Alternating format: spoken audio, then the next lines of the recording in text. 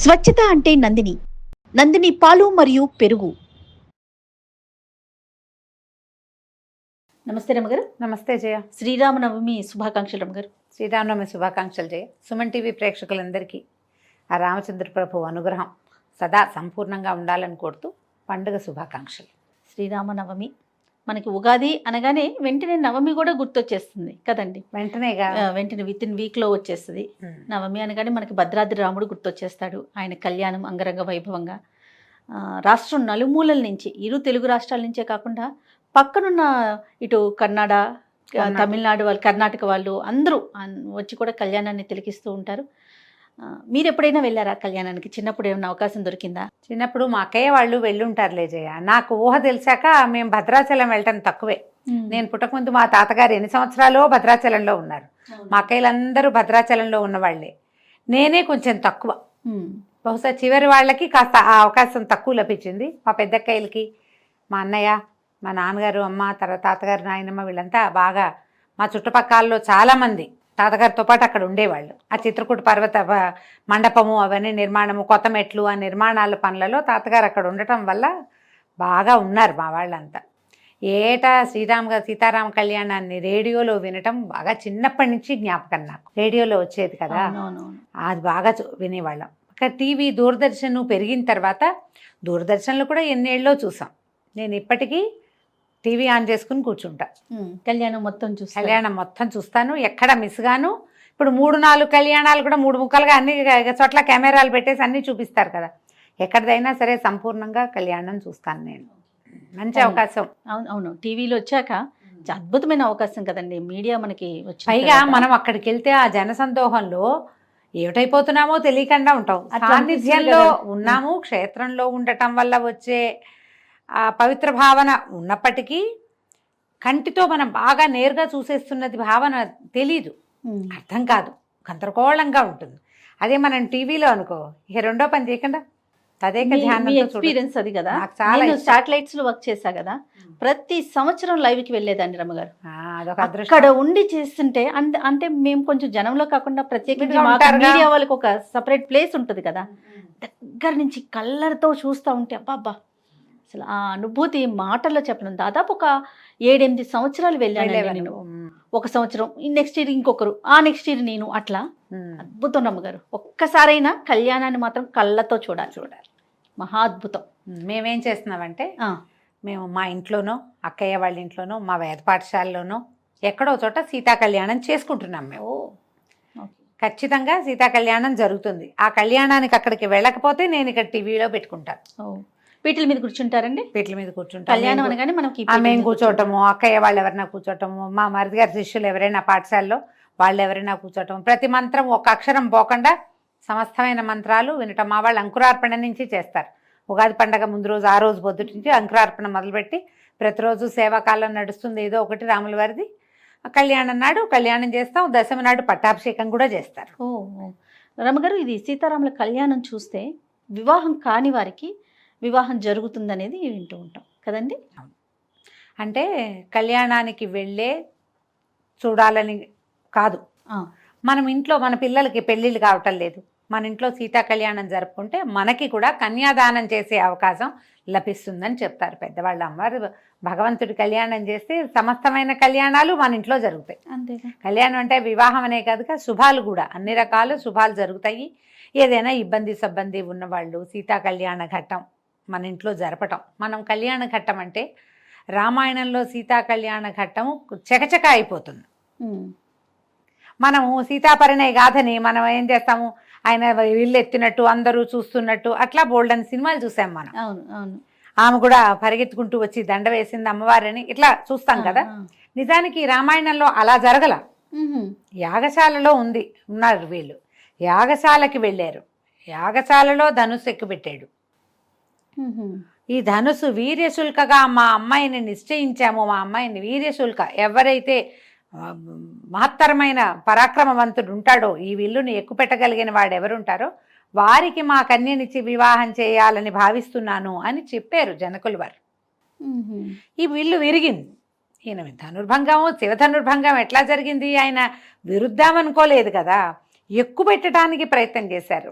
రామ ధను పశ్య అంటారు, ధనుస్సుని చూడమన్నారు. ఒక ధనుస్సుని చూడాలంటే ఊరికే చూడడం కాదు, మనమైతే మామూలుగా చూస్తాం. ఈ కోదండ విద్య వచ్చిన వాడు ఏం చేస్తాడు, ఏమిటి దాని పాటి, దాని శక్తి ఏమిటి, దాని సత్తా ఏమిటి, ఎక్కడ దాని తాలూకు పవర్ ఉంది అనేది, తర్వాత ఎంత ధనుస్సు సారించగలుగుతామో అనేది చూడాలనుకుంటారు. మనం ఏ వస్తువుని ప్రయోగించడం నేర్చుకున్న వాళ్ళు దానిని పరిశీలించాలంటే, దాన్ని చూడడం అంటే దాని శక్తిని పరీక్షించడమే కదా.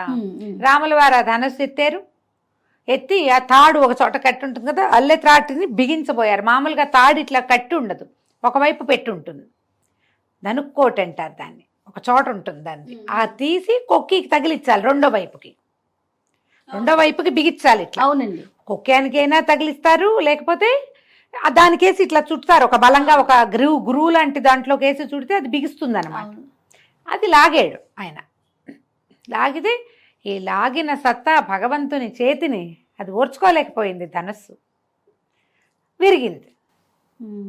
ఎక్కువ పెట్టిన వాడికి ఇస్తానంటే వీళ్ళు విరవగా, అంటే ఎక్కువ పెట్టేవాడే భూమి మీద లేడు ఎవరు అక్కడ.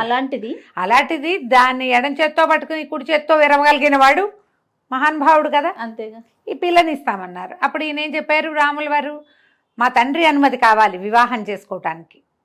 తండ్రి అనుమతి లేకుండా వివాహం చేసి మీరు మీ కన్యనిచ్చినా నేను పుచ్చుకోను. ఇందుకు కదా రామాయణం చదవాలి మనం. మరి ఖచ్చితంగా నాన్నలు, తాతలు, ముత్తాతలు, పెదనాన్నలు అందరూ ఉండగా పెళ్లి కొడుకులే తమ పేరుతోటి శుభలేఖలు వేసుకునే రోజులు. నేను పలానా అమ్మాయిని పెళ్లి చేసుకుంటానని అబ్బాయిలే పెళ్లిళ్ళు, ఆడపిల్లలు కూడా నా పెళ్లి అబ్బాయితోటి అని కార్డులు వేసుకుంటున్న కాలం ఇది. రామాయణం ఎందుకు చదవాలంటే ఇందుకు చదవాలి. నువ్వు ఈ ధనుస్సు ఎక్కుపెట్టావు, పెట్టడానికి ప్రయత్నం చేసావు, అది విరిగింది. ఈ ధనుస్సును ఎక్కుపెట్టిన వాడికి మా అమ్మాయిని ఇస్తామంటే ఇంకో అబ్బాయి ఏం చేస్తాడు, ఎగిరి గంతేసి అలాగే అంటాడు. ఎదురున్నవాడు జనకుడైనా, తనతో ఉన్నవాడు విశ్వామిత్రుడైనా మా నాన్న ఒప్పుకోవాలని చెప్పారు రాముల వారు.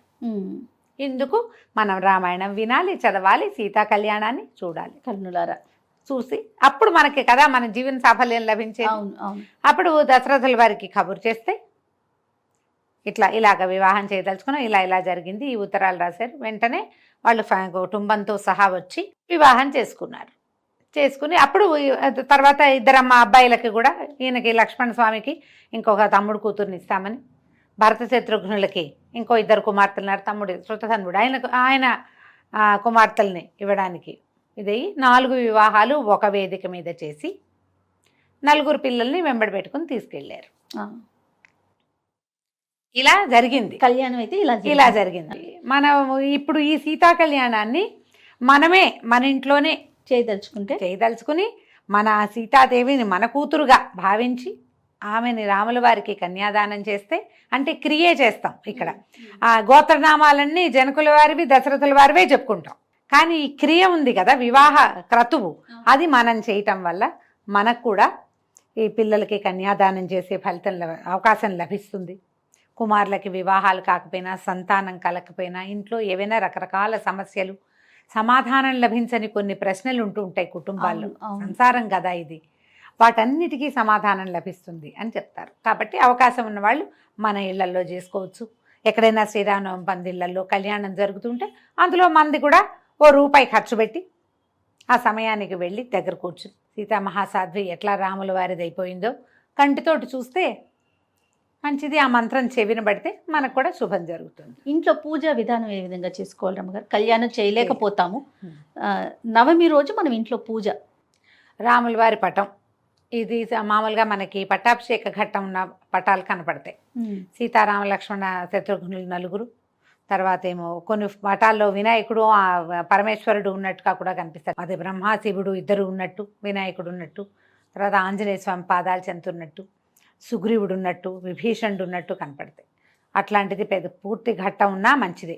లేదా సీతారామ లక్ష్మణులే ఉన్న పటమైనా సరే, ఏదో ఒక రాముల వారి పటం, భద్రాచల పటం కూడా దొరుకుతుంది కదా మనకి. భద్రాచలంలో అయ్యవారు ఎట్లా సేవింపబడి ఉంటాడు, ఎలా సాయించుంటాడు, ఎట్లా కూర్చుని ఉంటారో అలాంటి పటం ఉన్నా మనకి పర్వాలేదు. ఏదైనా ఒక పటం పెట్టుకోవటం, రాముల వారికి గంధం పుష్పాలతోటి అలంకారం చేసి పటానికి శ్రీరాముడికి సంబంధించిన ఏ స్తోత్రాన్నైనా చదువుకుని కొంచెం పానకము వడపప్పు నివేదన చేసుకోవటం, ఒక కొబ్బరికాయ కొట్టడం, 4 అరటిపళ్ళు పెట్టడం, రాముడికి సంబంధించిన ఏ స్తోత్రమైనా చదువుకోవటం.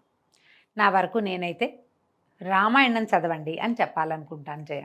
శ్రీమద్ రామాయణాన్ని ఏదో ఒక్క ఘట్టం చదువుకోవచ్చు, సీతాకళ్యాణ ఘట్టమే చదువుకోవచ్చు, చిన్నదే ఘట్టం, పెద్దది కాదు. శ్రీరామ గుణవర్ణనం, అయోధ్యకాండలో మొదటి 2 సర్కలు చదువుకోవచ్చు, ఇవన్నీ మన వల్ల కాదు. సంక్షేప రామాయణం చదువుకోవచ్చు. శ్రీరామనవమి నాడు మీరు సంక్షేప రామాయణం దాదాపుగా 100 శ్లోకాలు ఉంటాయి. మొత్తం రామాయణాన్ని 100 శ్లోకాల్లో చెప్పేశారు. ఓహో. ఈ మొత్తం రామాయణాన్ని ఎవరికి చెప్పారో ఇక్కడ చెప్పాలి విశదంగా మనం. నారదుల వారు వాల్మీకి మహర్షికి బోధించిన రామాయణ గాథ. ఈయన అడిగాడు వాల్మీకి మహాముని, ఎవరున్నారు ఈ ప్రపంచంలో అద్భుతమైన కళ్యాణ గుణాలు కలిగిన వాళ్ళు ఎవరైనా ఉన్నారా? వీర్యవంతుడు, గుణవంతుడు, బుద్ధిమంతుడు, వాగ్మి, బాగా మాట్లాడగలిగేవాడు, పరాక్రమవంతుడు, ధర్మాన్ని పట్టుకున్న వాడు ఎవరైనా ఉన్నాడా అని అడిగితే, నా లేకే నాయన ఇప్పుడే ఉన్నాడు, భూమిని పరిపాలిస్తున్న ప్రభువే, నువ్వు చెప్పిన ఈ కళ్యాణ గుణాలన్నీ కలిగినవాడు అని చెప్పి రాముని యొక్క గాథని నారదుడు ఈయనకి వాల్మీకి ఉపదేశించారు.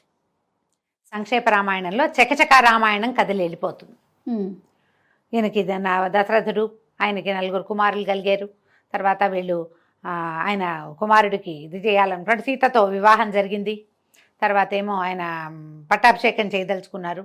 ఆయన భార్య ఏమో ఆవిడ పూర్వం ఇదివరకు వరాలు పొందింది, ఆ పొందిన వరాలు అడిగింది, రాముడిని వనవాసానికి పంపించమంది, భరతుడికి పట్టాభిషేకం చేయమంది. ఆయన రాముడు వనవాసానికి బయలుదేరాడు, దశరథుడు గతించాడు. మళ్ళీ భరతుడు వచ్చి అడిగాడు, తండ్రి లేడు, నువ్వే రాజ్యం తీసుకోమంటే ఆయన ఒప్పుకోలేదు. పాదుకలకి పట్టాభిషేకం చేస్తూ భరతుడు ఉండిపోయాడు నందిగ్రామంలో. రాముల వారు భార్యను తీసుకుని ఆయనతో పాటు లక్ష్మణుడు, సీతాదేవి వెళ్ళారు. వీళ్ళు ముగ్గురు వీళ్ళ తర్వాత భరద్వాజాశ్రమానికి వెళ్ళారు. అక్కడ ఎక్కడెక్కడికి వెళ్ళారో అది దండకారణ్యాన్ని ప్రవేశించారు. అక్కడ శూర్పణఖ వచ్చింది. శూర్పణఖ వల్ల ఖరదూషణులను సంహరించాడు. తన జ్ఞాతులందరూ మరణించారని తెలిసి రావణాసురుడు వచ్చాడు. రాముణ్ణి జయించాలంటే రాముణ్ణి జయించడం నీ వల్ల కాదని మారీచుడు చెప్పినా కూడా అతను వినలేదు. కాలం సమీపించింది రావణాసురుడికి అని చెప్తారు సంక్షేప రామాయణాల్లో. ఆ కాలం దాపురించటం వల్ల, పోయే కాలం దాపురించిన రావణాసురుడు ఈ భార్యని తీసుకెళ్ళిపోయాడు. తీసుకెళ్తే ఆ తర్వాత జటాయువు వల్ల ఇవన్నీ తెలుసుకున్నారు. రామలక్ష్మణులు సీత వెళ్ళిపోయిందని, అంటే సీతని పోగొట్టుకున్నామని, అపహరించబడిందని, రావణుడని ఫలానా ఒకడు అపహరించాడని ఆమె కోసం వెతుకుతూ వీళ్ళు కిష్కిందకు వచ్చారు. ఆంజనేయుడు, సుగ్రీవుడు, వాలి యొక్క సంహరణము, సుగ్రీవుడికి రాజ్యం ఇవ్వటం, అప్పుడు వాళ్ళు వెతకటం. సంపాతి పేరు కూడా వస్తుంది సంక్షేప రామాయణంలో. సంపాతి వల్ల తెలుసుకుని ఈయన ఇది లవణాంబ, ఇదేమంటారు మన సముద్రాన్ని, ఉప్పు సముద్రాన్ని దాటాడు ఆంజనేయుడు అని చెప్తారు. లవణార్ణవం, పుప్లువే లవణార్ణవం అంటారు. ఈ సముద్రాన్ని దాటి వెళ్ళి సీతను చూశాడు. అక్కడ కొంతమందిని సంహరించాడు. సీతాదేవిని లంకని కాల్చి సీతను చూశానని చెప్పాడు. ఇలా వెళ్ళిపోతుంది కళ. గబగబా చెప్పేస్తున్నాను చూడు నేను. తర్వాత అప్పుడు ప్రయత్నం చేసి సముద్రం మీద సేతువు కట్టి రావణుణ్ణి సంహరించారు. సీతని అగ్నిప్రవేశం చేయించిన మాట కూడా సంక్షేప రామాయణంలో ఒక వాక్యంలో చెప్తారు. ఆమెను తీసుకుని వెనక్కి వచ్చారు. భరతుణ్ణి చూసి అప్పుడు పట్టాభిషేకం చేసుకున్నారు. ఈ గాథని మనం 100 శ్లోకాలలో రామాయణం చదివినంత ఫలితాన్ని ఇస్తుంది సంక్షేప రామాయణం. ఓహో. పూర్తి రామాయణం వాల్మీకి పాఠం చదవగలిగిన వాళ్ళు నిదానంగా చదువుకుంటూ వెళ్ళొచ్చు. ఎవరితోటైనా పారాయణ చేసుకోవచ్చు. మీరే స్వయంగా ఏదైనా చేసుకోవాలి అంటే సంక్షేప రామాయణం మీకు స్తోత్రనిధి యాప్లో దొరికేస్తుంది. ఆన్లైన్ చాలా సైట్లలో అది కనపడుతుంది. మీ దగ్గర కనుక బాలకాండ, వాల్మీకి రామాయణం తాలూకు బాలకాండ మొదటి భాగమే, ఫస్ట్ ఇది కదా, ఆ బాలకాండ కనుక తీస్తే బాలకాండలోని మొదటి సర్గ సంక్షేప రామాయణమే. మీరు దానికి ముందు వెనక ఏదైనా పారాయణము అనుసంధానం చేసేటప్పుడు ముందు అనుసంధానం చేయవలసినవి, తర్వాత చదవలసినవి శ్లోకాలు ఉంటాయి. అవి చదవగలిగితే మంచిది. అవి ఏవి చదవలేకపోయినా మీరు సంక్షేప రామాయణం రాముల వారిని చదువుకుని శ్రీరామచంద్ర మహాప్రభువుకి జై అనుకోవటం, రామాయణాన్ని చదువుకోవటం. చక్కగా ఇంట్లో వినపడేలాగా చదవండి. గ్రహ బాధలు తగ్గుతాయి. ఏదైనా భూత ప్రేత పిశాచాది బాధలు ఉంటే అవి తగ్గుతాయి. ఎవరిదైనా దృష్టి దోషం ఉంటే అది పోతుంది. మీకే చాలా రకాల మెంటల్ ప్రెషర్స్, టెన్షన్స్ ఉన్నాయి, అవి తీరిపోతాయి. అద్భుతంగా పనిచేస్తుంది సంక్షేప రామాయణం. మిమ్మల్ని మనుషులుగా నిలబెట్టగలదు.